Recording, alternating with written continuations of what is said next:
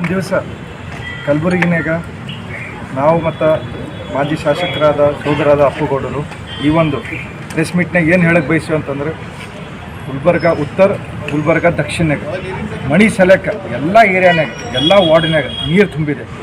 ಅದ್ರ ಕಾರಣ ಜನ ಭಾಳ ತೊಂದರೆನಾಗಿದ್ದಾರೆ. ವಿಶೇಷವಾಗಿ ಇಬ್ಬರು ಕಾಂಗ್ರೆಸ್ ಶಾಸಕರು ಗಾಯ ಬಿದ್ದಾರೆ.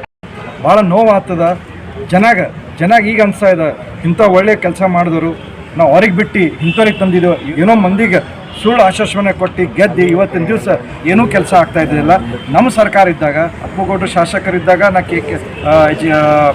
ಕಡೆಯಲ್ಲಿ ಚೇರ್ಮನ್ ಇದ್ದಾಗ ನಮ್ಮ DC ನಮ್ಮ ಸರ್ಕಾರಿಗೆ ನಮ್ಮ ಮುಖ್ಯಮಂತ್ರಿಗೆ ನೇರವಾಗಿ ಮಾತಾಡಿ ಇಬ್ಬರು ಕುಂತು ಇಲ್ಲೇ DC ಕಮಿಷನರ್ ಮೀಟಿಂಗ್ ಮಾಡಿ ಯಾರ್ಯಾರಿಗೆ ಏನು ಸಮಸ್ಯೆ ಆಗ್ಯದ 10,000 20,000 25,000 ಆನ್ ದಿ ಸ್ಪಾಟ್ ಅವ್ರಿಗೆ ಚೆಕ್ DD ಇಸ್ಕೊಡ್ತಿದ್ದೆವು.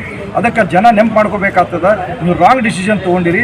ನಾ ಎಲ್ಲ ಜನ ಪರವಾಗಿ ಹೇಳಕ್ಕೆ ಬಯಸ್ತೀನಿ, ಎರಡು ಶಾಸಕರಿಗೆ ತಾವು ಎಚ್ಚರಿಕೆ ತೊಗೋಬೇಕು. ತೋಲಿಲ್ಲ ಅಂತಂತಂದರೆ ನಾವು ಅಪ್ಪುಗೌಡ ಕಲ್ತು ಮನೆಯಾಗ ನಿಮ್ಮ ಮನೆ ಎದುರು ಕುಂತು ಹೋರಾಟ ಮಾಡಬೇಕಾಗ್ತದೆ. ನೀವು ಜನಗೆ ನ್ಯಾಯ ಕೊಡಬೇಕಾಗ್ತದೆ ಅಂತಂತ ಹೇಳಕ್ಕೆ ಬಯಸ್ತೀವಿ. ಸರ್, ಅವರು ಎಲ್ಲ ಬೇರೆ ಕೆಲಸನೇ ಬ್ಯುಸಿ ಅರ. ಅವ್ರ ಬಳಿ ಫಂಡ್ ಇಲ್ಲ, ಅವ್ರ ಹತ್ರ ಧೈರ್ಯ ಇಲ್ಲ. ನಾವು ಅಪ್ಪುಗೌಡರು ನಮ್ಮ ಸರ್ಕಾರ ಇದ್ದಾಗ ನಮ್ಮ ಮುಖ್ಯಮಂತ್ರಿಗ ನಾವು ನೇರವಾಗಿ ಟೇಬಲ್ ಎದುರು ಕುಂತು ಅವ್ರು ಕೂಡ ಜಗಳಾಡಿ ನಾವು ಫಂಡ್ ತರ್ತಿದ್ದೀವಿ. ಇವ್ರ ಬಲ್ಲ ದಮ್ಮೇ ಇಲ್ಲ, ಇವ್ರ ಬಲ್ಲಿ ಆ ಡೇರಿಂಗೇ ಇಲ್ಲ. ಬಟ್ ಏನೋ ಒಂದು ಸುಳ್ಳು ಹೇಳಿ ಆಗಿದ್ದಾರೆ ಅವರು.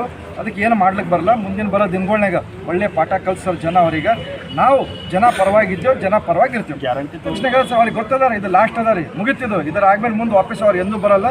ಮತ್ತು ಭಾರತೀಯ ಜನತಾ ಪಾರ್ಟಿದು ಎಲ್ಲ ನೋಡಿದ್ದಾರೆ. ನಾವೆಲ್ಲ ಹೆಂಗೆ ಕೆಲಸ ಮಾಡ್ತೀವಿ, ನಾವು ಹೆಂಗೆ ಸರ್ವಿಸ್ ಕೊಡ್ತೀವಿ. ನಾವು ಗೆದ್ದ ಮ್ಯಾಗ ನಾವು ಬೆಂಗಳೂರಿನಾಗೆ ಇರಲ್ಲ, ನಾವು ಇಲ್ಲೇ ಇರ್ತೀವಿ. ಸೋತಾಗಲೂ ಇಲ್ಲೇ ಇರ್ತೀವಿ ನಾವು. ಇಷ್ಟೇ ನಮಗೆ ಅವ್ರಿಗೆ ಡಿಫ್ರೆನ್ಸ್ ಅಂತ ಹೇಳಬೇಕು. ಧನ್ಯವಾದ.